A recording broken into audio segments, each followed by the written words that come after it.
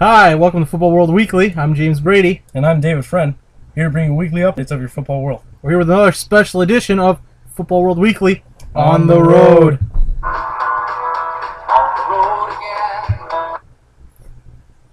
As you can see, we're still here. Yeah, we're still outside my dad's house. It's about 3:30 now. Yeah, we've kind of been out here a while.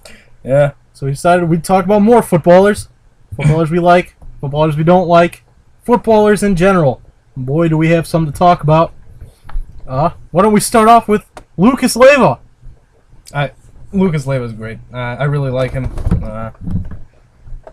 He's really the only Brazilian I do like. He's the only reason I'll watch the Brazilian national team, and he's a great player. Yeah, I mean, the way we left off talking about Brazilian players last time, yeah, a lot of them were party animals, just all around no good.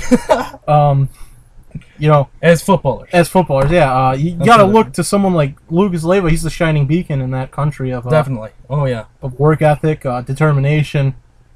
He's just a hard-working player, and he always gives it all. His all. Excuse me. I mean, it took him a little bit to settle in at Liverpool, but when he did, he found his feet. And and Liverpool definitely needed him at the time. It's too bad he got injured in that Carling Cup match against Chelsea. I mean, you look at that match. It was basically a worthless match. No one really wanted to be there, and he goes down, and Chelsea weren't even playing that well. I mean, yeah, Lucas Leiva goes down the rest of the season. Yeah, and there went. I think that's when Liverpool. That's where Liverpool season went. They weren't doing terrible up until then, and then all of a sudden it's just without Lucas Leiva, they looked like they were really missing a piece in the midfield. And you forget Lucas Leiva cannot lose. It's physically ingrained in his blood. He cannot lose. He cannot lose when he's on the field. Yeah. We look at Liverpool. They've got some exciting players. Got Big Andy Carroll. Oh, Big Andy. Yeah. People look at his £35 million move from Newcastle, and they say a lot of people say he's a failure. I mean, jury's still out on him. I mean, it's only been a season, and he probably lost some confidence coming into Liverpool and being with that price tag that he did. The same way Fernando Torres did, although Fernando Torres had even more money and had less success. Yeah.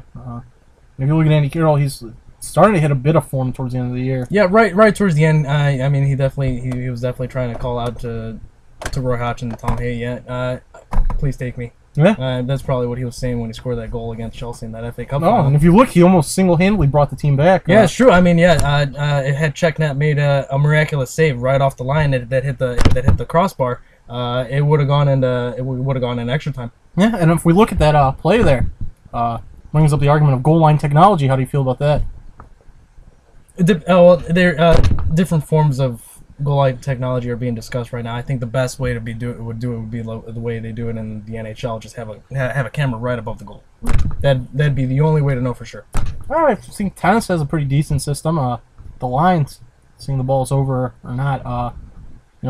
I heard they were talking about a way like the ball had a sensor and the. So that sounded. I mean, the sensor would probably break. I mean, with the amount of kicks the ball would take. Gets a lot of jarring, and yeah, I don't think that would do any good. No, I'm for goal line technology. Or the fifth official. I mean, the fifth official also works. He doesn't really do anything. I mean, I've seen plenty Champions League games where, well, not plenty, but a few, where there's a call and they just look at the fifth official. And one, he just pointed to the linesman. I mean, what are you paying him for if he's just standing there and he points? I mean, that's not giving you anything. So we got goal line technology. We got Andy Carroll. Let's move into Spain. I mean, there's plenty of great players down in Spain. We can talk about Giuseppe Rossi. Giuseppe Rossi. He's injured. He's not gonna be going with Italy to the Euros, which is devastating for Italy. Yeah, it's definitely a blow for them. He was in good form this year with Villarreal. Yeah. Although Villarreal didn't. Yeah, I mean, once he got injured, it was definitely over for them. Yeah, it was definitely over for Villarreal. Yeah. And that's something that America's gonna miss out on, because he was born in the United States. He's from New Jersey. Yeah. It would have been exciting to see him play in the Euros. Doesn't speak a word of Italian. No, he doesn't. Yeah. Yeah. But it would have been exciting for him to play in the Euros. he's definitely clearing out of Villarreal. That definitely got a lot of players to be on the move. Yeah, definitely. Since they're no longer in the league. Yeah, that's a club I can see going into financial crisis. Oh yeah, That's I don't for sure. really like to think about what's going to happen to them. Which is the same. They're a fine club, the Yellow Submarines. Yeah, their B team automatically relegated from the second division. Yeah. Because you can't have the B and the A team play in the second division. And that's bad for their youth prospects. Yeah, and they're playing against worse players now, and they won't be able to develop as better as well. Yeah. So, yeah, I'll move to Germany. Okay. Dortmund, second straight Bundesliga title. Shinji Kagawa's on the move. Shinji Kagawa, yeah, he's all over everybody's radar. Yeah, he says he's not coming back. Yeah, he says he's definitely going to go. Yeah. I hear Man United is a definite. Man United's looking at him. I think Arsenal also were on the list. Liverpool. I think you can give Man United something they really need. If you look, they've been really missing someone who can drop into space and play. Yeah, for sure. They've been kind of using Rooney to do that, but yeah, and I never liked that. I mean, Rooney can play that position well. He's good at it, but yeah, that guy, we brought him to United to score goals as an 18-year-old. He still scores goals now, and I don't see any reason he has to drop back. Yeah, I want him to stay forward, and I also want him to have some kind of partner too, because he can't do it all on his own. Yeah, I mean, if you brought in Kagawa and you had Rooney and maybe Welbeck or Chicharito, they could play there. One of the two, yeah, definitely. And then that would be a good move for United to go for. I mean, as much as I'd like to see it, I'd like to see Berbatov playing there, but Berbatov's leaving. He's leaving. He wasn't getting much playing time. I'm sure he wasn't happy, and he's already 31. I mean, he would. Well, we can talk about Berbatov. He's already 31, and he needs some more time. He wants to play more before he ends up retiring eventually. So I feel Berbatov's someone that could still do it, and understand the need to get your youth players in to get some more minutes, but yeah, that's something United's been doing this season. I didn't like it all too much. And Berbatov, I think he fell out of form. Wasn't playing as well. He played very well last season, but only in sparks. I mean, he did score 20 goals in those sparks. But this season we had more players, and it wasn't necessarily the best time to keep Berbatov, and he wasn't able to play the minutes that he does deserve because he's a great player. But he should. I think it's a good reason or good thing that he's moving. Yeah, I mean, I really like Dimitar Berbatov as much as I don't like Manchester United. I never see anyone just waltz around the pitch with such grace. Yep. He walks where he needs to go. He's such a skillful player. I mean, it's like a work of art to watch. He's so effortlessly skillful too. It's just you see him play, and it looks like he's not even trying. And he's still better than he's doing odd things that I could only dream of. Yeah, I mean, he's doing so much better than other players out there. Yeah, with only half the effort. Yeah, I mean, that's something you can admire, right? Yeah. He sits there, he looks at his mayonnaise-filled gloves, and he plays.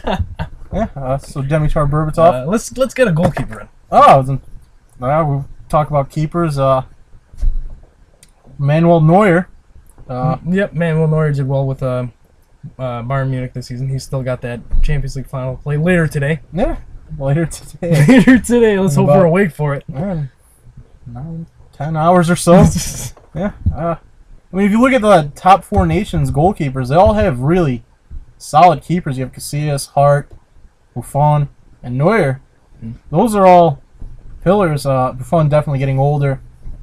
Yeah, I think Buffon was 36, 37. Yeah, I don't really see a replacement for him on the horizon. I'm sure Italy will pull someone up. They always do. A country like that, you're never going to run out of good players. But no.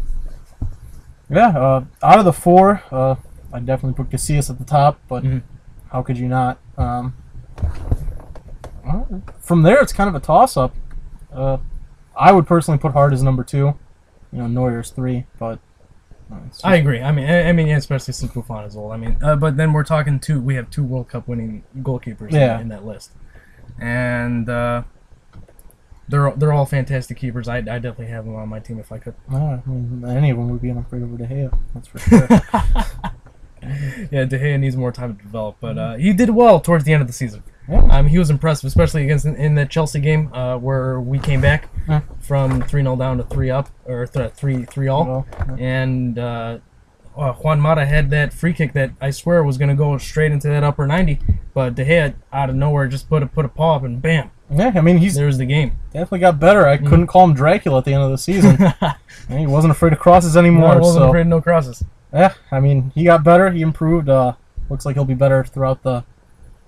Throughout the coming, I still say we should get another keeper and maybe keep him, maybe put him out on loan somewhere else. But if not, De Gea at the beginning of the season I didn't like him, but he's turned a leaf on me. I think he's doing pretty well. Yeah, I mean, he's doing all right. I don't know if he justifies the price tag, but No. I mean, we overpaid for him definitely. yeah, you got a whole year. You can only He can only get better. yeah, you think so.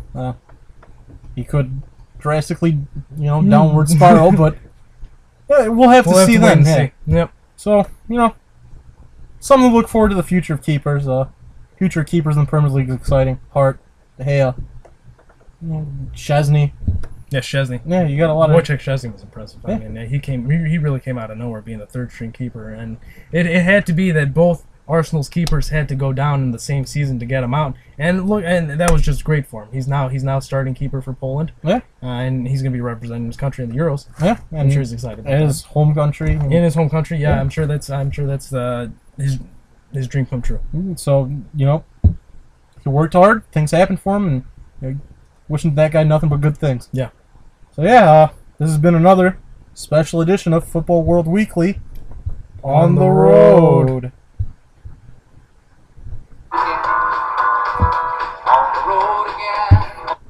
Yeah, so we will see you guys next time. Till next Bye. time.